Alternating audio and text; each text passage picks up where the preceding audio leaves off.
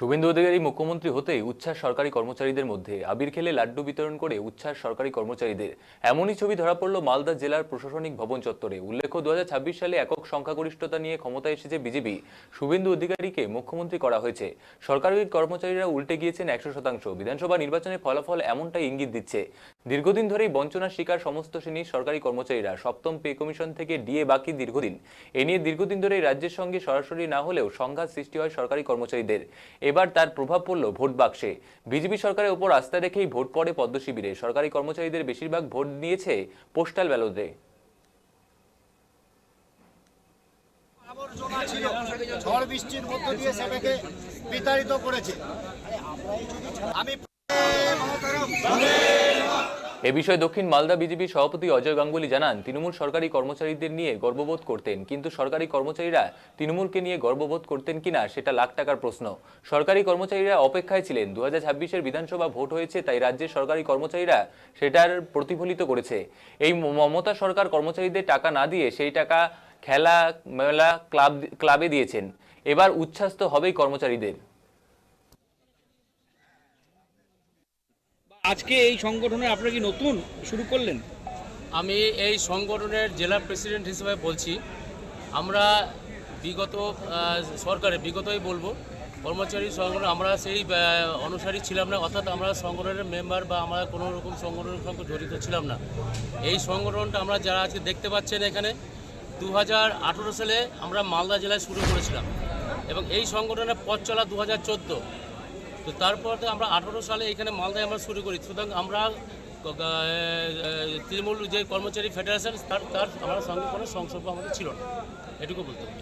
তাহলে আপনাদের এই সংগঠন আগে থেকেই ছিল? অনেক আগে থেকে চলছে এবং 2014 সাল থেকে সংগঠনটা চলছে সারা পশ্চিমবঙ্গ 23টা জেলা জুড়ে। কতজন সংগঠনের কর্মী নিয়ে শুরু করেছিলেন?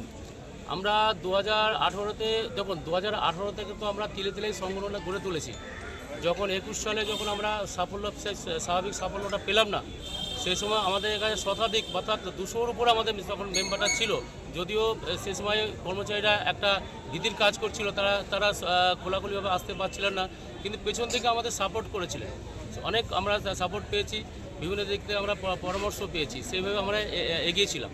কিন্তু 2021 সালে যে বিপর্যয়টা হলো, বিপর্যয় বলবো, তাতে করে আমাদের সংগঠনটা সাময়িকভাবে একটু ভাটা পড়েছিল। তারপর আমরা গা ঝাড়া দিয়ে উঠে তারপরে আমরা আবার সংগঠনের কাজে আমরা ব্রতী হয়েছি। আজকে কি আপনাদের সংখ্যা কি বাড়লো, শক্তি হলো?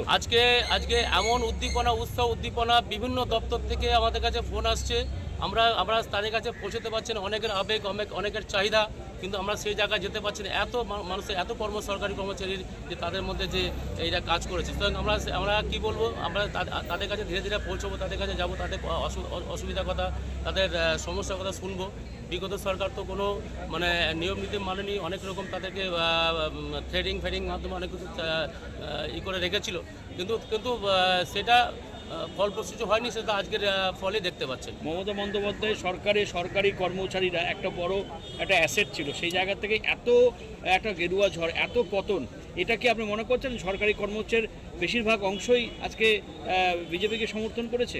আমি আগে বলেছি তারা ভয় একটা কাজ করেছিল, তারা সরকারি চাকরি করে তারা, কিন্তু তাদের আসতে চাইলেও তারা আসতে পারছিল না। কারণ জানে একবার তারা যদি অন্য ওই বিজেপি সরকারি কর্মচারী সংগঠন চলে যায়, তাদের তো ট্রান্সফার হবে। এটা তো সরকারের তো আসলে একটা উদ্দেশ্য, যখন থেকে সরিয়ে দেয়। তো সমর্থন তো ছিল বলেই তো তারা আজকে এই পজিশন এসছে। সরকারি কর্মচারী অনেক ক্ষোভটা কাজে লাগানো গেছে, তারাও ক্ষোভ ছিল প্রচুর।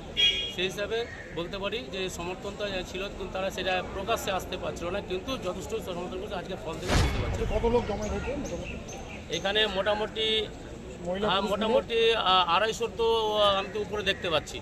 আপনার নাম? আগামী দিনে আপনাদের কি পথ চলা থাকবে সংগঠনের দিক থেকে?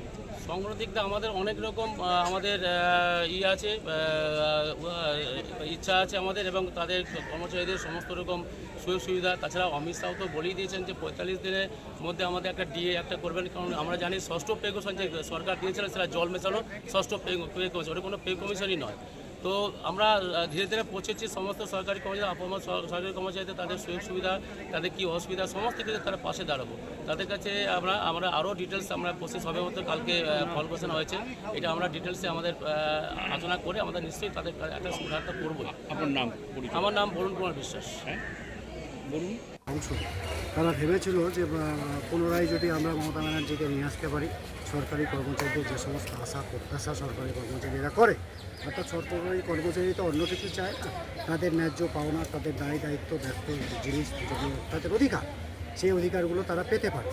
কিন্তু আমরা দেখলাম 2021 সালে এই গভর্নমেন্টটা যখন পুনর্নির্বাচন হয়, কর্মচারীরা যা পাওয়ার সে তো দূরস্থ, তার থেকে অনেকটাই পিছিয়ে গেল।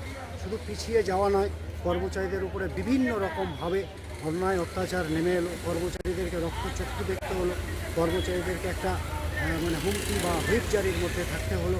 এই বিভিন্ন কিছু অত্যাচারিত সরকারি কর্মচারীরা হয়েছে।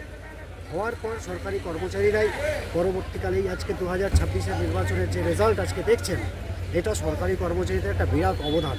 কারণ আমার যেটা ব্যক্তিগত বিশ্বাস যে সরকার, যে কোনো সরকার, তাকে গঠনের জন্য সরকারি কর্মচারীদের একটা অবদান বিরাট অংশ।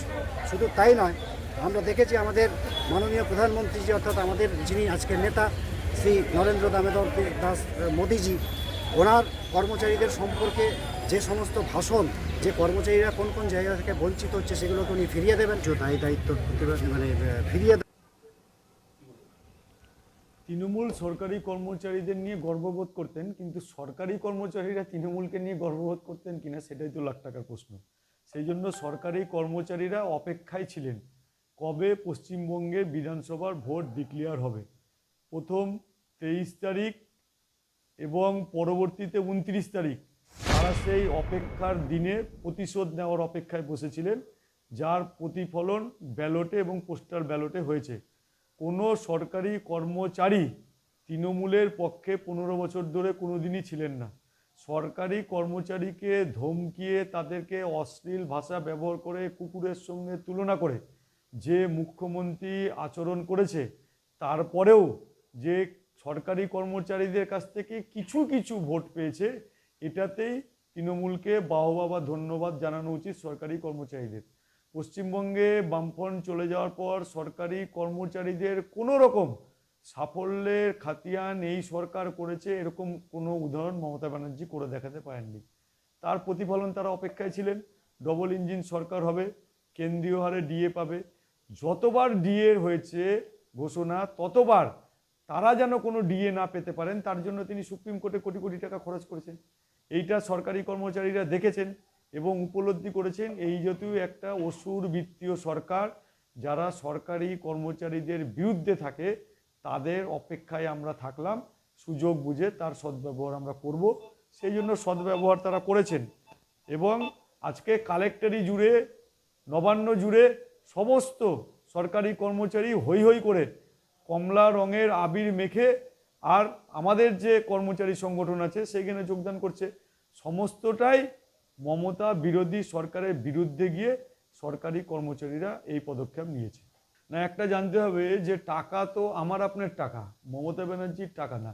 মমতা ব্যানার্জি খয়রাতিতে টাকা দিবে, ক্লাবে টাকা দিবে, নানা রকম মেলাতে টাকা দিবে, দিয়ে ছেলেপেলেকে না খাইয়ে ধরে রাখবে শুধু দান খয়রাতি করে। আর তার টাকার হিসাব চাইলে তার যদি হিসাব না দেয়, তাহলে তো সরকারের যে কাজ, মানুষের উন্নয়নের যে কাজ, সেই কাজের টাকা যদি পার্টির ক্যাডারে বিচনে যায়, তাহলে তো টাকা কেন্দ্রীয় সরকার থেকে পাওয়া যাবে না। আমার আপনার টাকা আমরা দেখেছি। বিজেপির মন্তব্যকে পাল্টা তৃণমূল কংগ্রেসের সভাপতি শুভময় বসু বলেন, বিজেপিকে দেখে এখন মানুষ একটা সেফ জায়গায় আসার চেষ্টা করছে, আর এখন সেটাই দেখাচ্ছে। তৃণমূল কংগ্রেস ক্ষমতায় আসায় 2011 সালে একই চিত্র দেখা গিয়েছিল। এখন একটা গোল্ডেন পিরিয়ড চলছে, মানুষ চায় ক্ষমতার কাছাকাছি থাকতে, আর সেটাই হচ্ছে। ক্ষমতায় আসার একটা রাজনীতির আছে, কেউ ক্ষমতায় যখন আসেন তখন বেশিরভাগ মানুষ চায় যে তাদের নেক নজরে থাকার জন্য।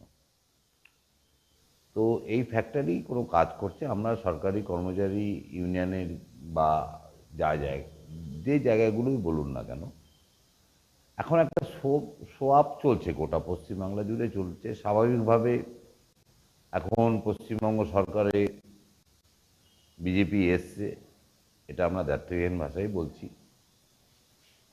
এবং বিজেপি আসার ফলে যারা নিজেদেরকে মনে করছে যে আমরা একটু বিজেপিকে দেখিয়ে সেফ জায়গায় থাকব, এই চেহারাগুলো এখন আস্তে আস্তে আস্তে আস্তে তাদের বেরিয়ে পড়বে। মানুষ সবসময় সেফ জায়গায় থাকার একটা চেষ্টা করেন, আমরা মনে করি সেই ঘটনাই ঘটছে।